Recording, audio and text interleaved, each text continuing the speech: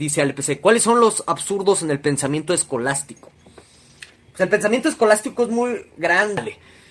En realidad deberíamos ir por escolástico, ¿no? Pero digamos, el gran problema que tiene en sí la escolástica, que es algo así como universal, que pasa tanto transversalmente como horizontalmente a todo el pensamiento escolástico, es la especulación. O sea, es un pensamiento el escolástico que básicamente partiendo de definiciones que a nivel de sentido común parecen tener razón o parecen ser plausibles o razonables, pues a partir de ahí se ponen a inferir un montón de cosas. Noten ustedes cómo mucha de la filosofía posterior se trató de hacer así, sobre todo en la así llamada filosofía del racionalismo. Y precisamente el problema es que jamás ese tipo de pensamientos llegan digamos, a enfrentarse con el mundo, con los hechos, con la experiencia, con las evidencias empíricas, y se vuelve un pensamiento baladí, ¿no? Y entonces este tipo de personajes crean justificaciones, eso es interesante, justificaciones de la filosofía, desde la filosofía, para decir que la filosofía no tiene nada que ver con la práctica empírica. Ahora, respecto a esto, ¿no? De si lo que hace o dice personajes como Tomás de Aquino y Agustín de Hipona es o no filosofía, bueno, tengan en mente que estos personajes más que nada están justificando un credo teológico. Entonces, en sentido estricto, no son filósofos, son teólogos.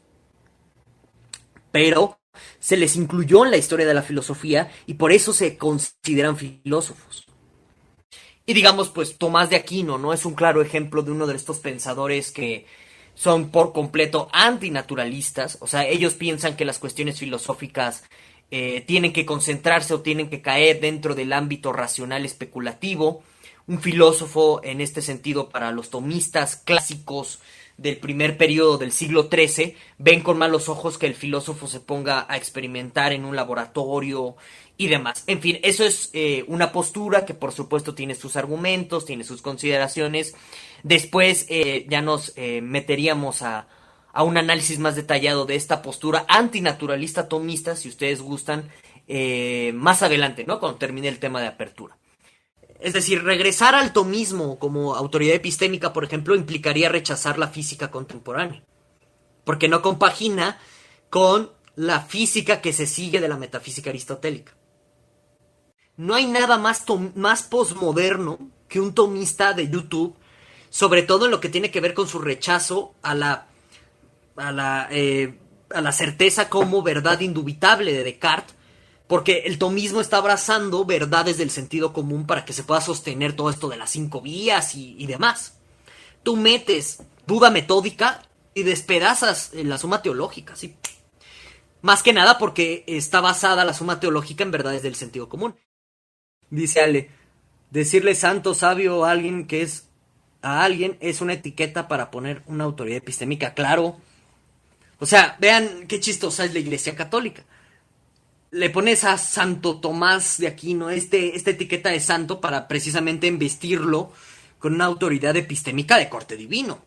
A Agustín de Hipona le pones la etiqueta de San Agustino, igual, para investirlo con esta como aureola de divinidad que le da un cierto toque peculiar a nivel epistémico. Por eso insisto, o sea, no le digan Santo Tomás a Tomás de Aquino, díganle Tomás de Aquino y se acabó. No le digan San Agustín, díganle Agustín de Hipona. Así, no le digan San Anselmo, díganle Anselmo, así a secas. O sea, quítenle esas etiquetas de autoridad epistémica que, pues, mediante la divinización nos quieren presentar estos personajes como si tuvieran una verdad que les cayó del cielo directamente, pues cosa que pues no es verdad, ¿no? Entonces, quítenles esas etiquetas. Igual, o sea, quien se haga llamar sabio, y así quítenlas.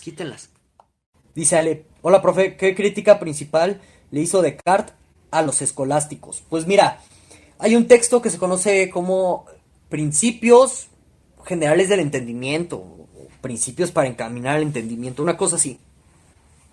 A ver si alguien se acuerda, me puede dar el título exacto, pues se los agradecería mucho.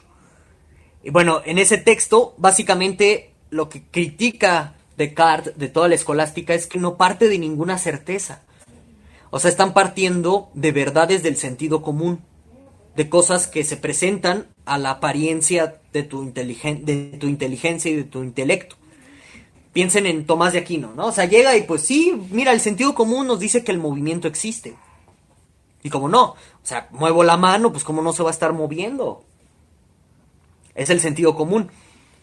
Pero lo que Descartes insiste una y otra vez, y desde el experimento del genio maligno, todo este tipo de cosas, que es un escepticismo metodológico, no hay que perder de vista. O sea, Descartes no es un loco, que pues va a dudar de todo porque sí, pues no. O sea, duda para encontrar certezas. No duda nada más porque pues estoy ocioso y... No, es una metodología filosófica la duda, metódica. Lo digo por todos los tomistas trasnochados, ¿no? Que luego no entienden nada. En fin. Entonces, pues dice Descartes, no, mira, las verdades del sentido común son dudables, son falibles, porque puedo siempre pensar en una circunstancia adversa en donde lo que yo crea que sí sucede, pues en realidad no sucede. Y es todo lo que tiene que ver con el genio maligno y el sueño y etcétera. Entonces, vean, Descartes es muy exigente a nivel epistemológico. Él quiere la verdad indubitable. Y por eso la filosofía de la modernidad es muy estricta al filosofar. Curiosamente el adicto se burla de Descartes y toda la modernidad. Pues ¿por qué? Volvemos al punto, ¿no? Porque la escolástica sueña, ¿no? Todavía los escolásticos que andan por ahí, sueñan con destruir la filosofía de la modernidad y la ciencia de la modernidad. En especial mecánica cuántica, la aborrecen. Y de esta forma, que hacer que la escolástica regrese a volverse autoridad epistémica. Ese es el objetivo a nivel de metarrelato del tomismo. Que el tomismo, en este caso, se vuelva autoridad epistémica. Pero aquí el detalle respecto a las autoridades epistémicas es que ser autoridad epistémica se gana. ¿Cómo? Dando argumentos, dando evidencia, dando razones.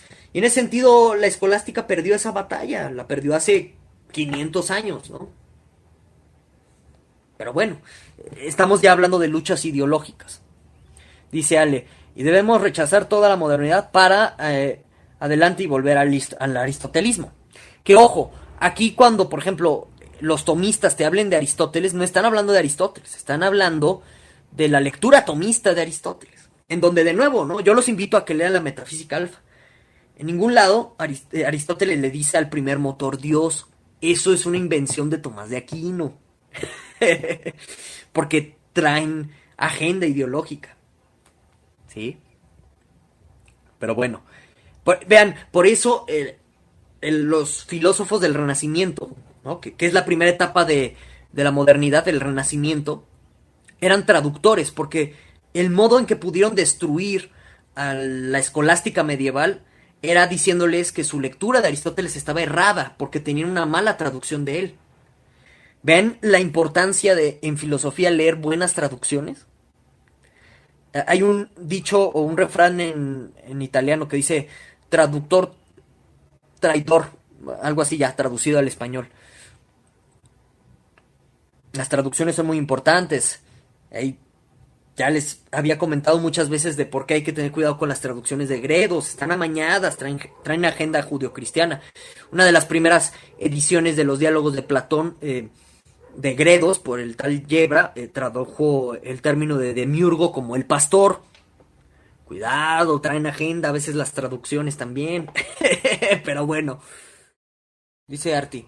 Creo que todos los escolásticos se referían a Aristóteles como el filósofo. Creo que nunca se le refería por su nombre. Porque estaba prohibido. O era peligroso. En virtud de que implicaba que tú, un hombre de la iglesia, estuvieras leyendo a un pagano como Aristóteles. Tú como hombre de la iglesia era leer la Biblia día y noche. ¿Cómo vas a estar leyendo la filosofía del pagano ese, no? Y más que nada, la filosofía del pagano ese que leían los filósofos árabes, como Avicena, como Averroes, como Al-Hasim, etcétera. Dice Arti, ¿de qué modo se puede refutar el argumento ontológico modal de Plantinga a favor de la existencia de Dios? Pues apelando al predicado existencial, Arti. Es que, miren, todo esto de los argumentos ontológicos de Dios cometen el grave error de usar la existencia como un predicado. Y es un grave error por muchas cosas. O sea, primero que nada, el cuarto paralogismo de la crítica de la razón pura. Recuerden más o menos Hay una sesión en el curso de la filosofía de Kant al respecto. Hay una sesión en donde explico el cuarto paralogismo, ¿no? Que causó cierto ruido, me acuerdo, y se arrojaron varios tomistas ahí al combate, según ellos, ¿no? De que Kant decía, pues que es que afirmar que existe algo no es afirmar nada de esa cosa o de ese algo. ¿Por qué? Porque las proposiciones existenciales son analíticas, más que nada. No se requiere ir al mundo externo para comprobar su existencia. O bueno, su valor de verdad. Les pongo un ejemplo. Si yo les digo, si hay 7 copas o existen ciertas 7 copas, yo no requiero ir al mundo para comprobar si eso es el caso o no. ¿Por qué?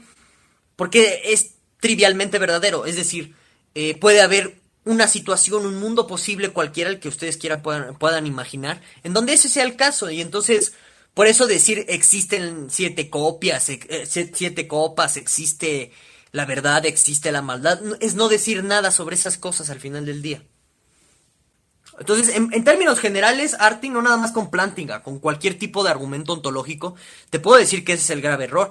Cuando tú pasas de la concepción del existencial como predicado al existencial ya como cuantificador, que es básicamente lo que tenemos en lógica de primer orden, no puedes hacer argumentos ontológicos. No se puede, van a salir inválidos. Bueno, dice Ale Vicalde, saludos desde Argentina. De todas las lógicas existentes, ¿a cuál considera la lógica con mejor planteo y justificación? Es que, y quizás si alguien que ya me conozca de un tiempo atrás y que esté viendo ahorita el directo, quizás se vaya para atrás, ¿no? Por lo que voy a decir. Pero la lógica para consistente. O sea, ya después de un rato de analizarlas y de estudiarlas, me doy cuenta que son las que, por un lado, no tanto en términos de justificación, pero sí son las que más se acoplan a las prácticas y sirven para un montón de cosas. Entonces parece que la lógica para consistente sí puede ser la lógica del razonamiento correcto. Ojo, las lógicas para consistentes consideran falso esto que se llama como el principio de no contradicción. Hay personajes como el adicto y compañía, pues en su vida les ha hablado a su audiencia de la lógica para consistente. Que dicho sea de paso, la lógica para consistente, a nivel del formalismo, es invención de un latinoamericano, de un brasileño llamado Newton da Costa. Nadie habla de Newton da Costa, si se dan cuenta. Yo, cuando piensas en filosofía latinoamericana, ¿qué es lo que te viene primero en la mente? Dussel, o sea, pero nunca Newton da Costa y sus trabajos en lógica para consistente. Entonces la lógica para consistente nos enseña a vivir con las contradicciones y también como a tratarlas, a evaluarlas de una manera diferente. Pero pues es muy complicado que este tipo de planteamientos de lógicas para consistentes salgan de los ámbitos académicos. Y sobre todo si tienes a los tomistas trasnochados, ¿no? Y de día y noche en YouTube hablando de el principio de no contradicción como si fuera algo sagrado, ¿no? Dice Ale, ¿por qué tanta propaganda contra el cientificismo y positivismo? ¿Es por el tomismo trasnochado? Es que depende cómo estén criticando al cientificismo o al positivismo. O sea, si lo criticas, por ejemplo, desde una perspectiva filosófica antirreduccionista, en el sentido de, mira, como por ejemplo al estilo del naturalismo de Quine, bueno, pues eso no tiene nada que ver con el tomismo trasnochado. Ya parece que los tomistas van a saber quién es Quine. En fin, es una broma, ¿eh? No se lo vayan a tomar en serio. Entonces, depende cómo se esté criticando al positivismo y al cientificismo, Ale, ¿no? Si lo hacen en términos de que no, es que mira, yo lo puedo hacer, yo también puedo hacer conocimiento a partir de mis 5 vías, bueno, pues evidentemente es una crítica tomista que pues sí está trasnochada por completo, ¿no? Digo, pues les falta toda la filosofía de la modernidad. Dice Ale, si el adicto confunde o tergiversa la contradicción, pues tiene una noción del siglo XIII, ¿no? O sea, volvemos al punto. ¿Alguna vez lo han escuchado hablar de lógica para consistente? ¿O de Newton da Costa? O sea, volvemos al punto, ¿no? Donde pues está así, ¿no? Su mundo. Es el pez dentro pues de esta pecera que cree que todo lo que ve dentro de la pecera es el universo y nada más hay eso, ¿no? Cuando pues en realidad hay un montón de cosas afuera que pues él a lo mejor las podría ver si saliera del siglo XIII, ¿no? Pero pues... pero a ver, en términos muy generales, ¿qué es la lógica para consistente? Bueno, pues primero que nada, es un sistema axiomático que rechaza el teorema de la no contradicción. Porque la no contradicción es un teorema que se sigue de los axiomas de Lukasiewicz. Entonces lo rechazan y en pocas palabras pues es un sistema formal que te permite trabajar con contradicciones sin que en automático vía algo que se conoce como principio de explosión se permite inferir cualquier cosa y también para que el mismo sistema no explote cuando te aparecen contradicciones. Entonces, para que pueda funcionar la lógica para consistente, tienen que aceptar algo que se conoce como principio de no trivialidad, para tratar de diferenciar, digamos, cuando tú tienes contradicciones que no trivializan todo el sistema y te permiten inferir lo que sea. Y bueno, pues es así, algo así. Hagan de cuenta que esto de la lógica para consistente es como algo equiparable al descubrimiento del fuego, ¿no? En serio, porque sí, o sea, si tú vienes de Tomás de Aquino, Aristóteles, pues suena muy extraño cuando les digo estas cosas, ¿no? Pues es que se pueden trabajar con contradicciones. Como que no se entiende. Porque precisamente eso es cierto, ¿no? A nivel epistémico, nuestra mente tiene problemas para imaginar que es una contradicción. O sea, cuando yo les digo, esto es un vaso y no es un vaso, como que la mente no lo procesa. Entonces llega este brasileño, Newton da Costa, y dice, ¿sabes? Y dice algo que pues la verdad cambió, ¿no? Para siempre el estudio de la lógica formal. Dice, ¿saben qué? Una cosa es la contradicción a nivel epistémico, o sea, esto de que yo no me puedo imaginar o representar un vaso que sea vaso y no vaso al mismo tiempo. Y dice, y otra cosa es el tratamiento formal de eso. Y a nadie se le había ocurrido como en 2500 años, es impresionante. ¿Y qué significa el tratamiento? O sea, ¿qué significa que una contradicción solamente sea formal? A que nada más es o sea, por así decirlo, es una cadena de símbolos. Eso es una contradicción a nivel formal, es P, tu conjunción, y no P. Y entonces dice Newton da Costa, si ves a la contradicción como una cadena de símbolos, es perfectamente manejable y es perfectamente, digamos, y es perfectamente utilizable dentro de un sistema inferencial. Y no pasa nada. No te va a explotar. Simplemente tienes que rechazar los teoremas clásicos sobre la contradicción en lógica clásica. Y ese descubrimiento, o sea, ha permitido cosas muy interesantes en la realidad, no nada más es a nivel del debate filosófico. Ha permitido, por ejemplo, la formalización de la corriente alterna. O sea, si se dan cuenta en su casa, ya nuestras casas funcionan con corriente alterna. Es decir, que tú apagas la luz de tu sala y puedes prender la luz de la cocina y no pasa nada. Si se dan cuenta, a nivel de corriente, el flujo está pasando y no está pasando al mismo tiempo. Entonces, bajo la formalización de ese concepto se pueden crear con circuitos muy elaborados. Entonces, tiene un montón de aplicaciones la lógica para consistente para cuestiones de informática, robótica, incluso para, por ejemplo, redes hospitalarias. Por lo regular, el sistema de electricidad en un hospital es para consistente, porque hagan de cuenta, pueden un hospital sin generador propio, vía corriente alterna, seguir funcionando a pesar de que la luz se vaya en toda la cuadra, ¿no? Entonces, ese tipo de modelados incluso ha permitido hasta salvar vidas.